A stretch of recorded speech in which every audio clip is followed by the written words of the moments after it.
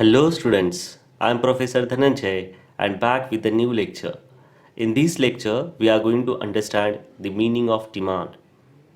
In an ordinary language, demand means a desire to have something. It could be commodity or service. In economics, demand means a desire which is backed by willingness to buy and ability to pay for commodity. We can consider demand for a commodity when a desire is supported by willingness of the consumer to buy and the ability to pay for it. Remember, the ability to pay is measured by income of the consumer or money he possesses. A desire, willingness to buy, and ability to pay constitute demand for a commodity or a service. In order to understand what constitutes demand, let us consider an example. Suppose that there is a buyer called Alan and he likes mango. A dozen of mango cost say 100 rupees in the market. Let us try to understand in what situation the demand for the mango will be created. In first case, the Alan has desired to have a mango but he does not have adequate income to purchase it since he does not have 100 rupees. Here, the Alan's mere desire will not create demand for the mango since he lacks purchasing power. So, what we can conclude here is that the mere desire of the Alan to have a mango will not create demand. In this case, Alan has a desire to have a mango and he also has 100 rupees to purchase it, but he does not want to pay for it for some reason. In this case also, there won't be any demand for the mango since Alan does not want to pay for the mango. It happens many times that we visit in the market and we want to purchase many things, but for the some reason we don't want to pay for it. It means that there is a desire for the goods, but we are not willing to pay for it. So, what we can conclude here is that even though there is a desire and ability to pay for a commodity, if it is lacked by willingness to pay, it does not create demand.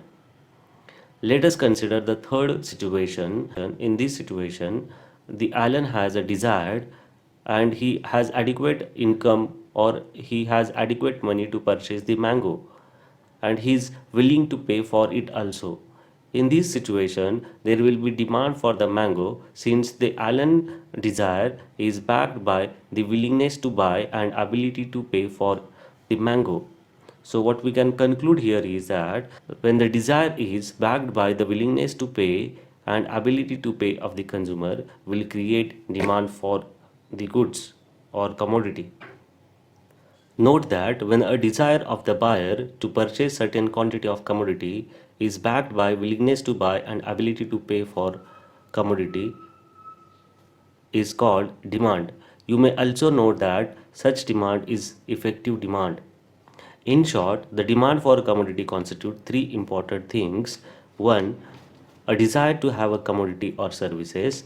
Second, willingness of the buyer to purchase or readiness of the buyer. And third, the ability to pay of the buyer, and it is measured by purchasing power of the buyer. So, demand is equal to desire plus willingness to buy and ability to pay. We shall also see some important definitions of demand. According to Professor Wong, the demand for a commodity is the relationship between the price and the quantity that will be purchased at the price. According to Beheman, the demand for anything at a given price is the amount of it which will be bought per unit of time at that price. So, the demand refers to the willingness and ability of the consumer to buy a given quantity of commodity or services at a given point in time or over a period in time. Therefore, demand is nothing but the quantity of a good that consumers are willing to and able to purchase at various prices during given period of time. Note that demand for commodity or services is always mentioned with reference to particular price and time. That is, the demand for the mango by the Allen is 1 dozen at a price 100 rupees per day.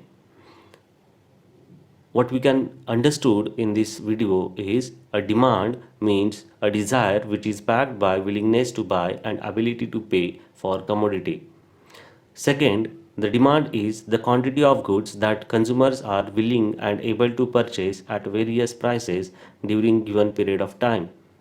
And third, demand is always mentioned with reference to particular price or time. I hope you understood this lecture. Do ask your questions in the comment box. Do like our video and subscribe our channel for getting notification of upcoming video. Thanks for watching.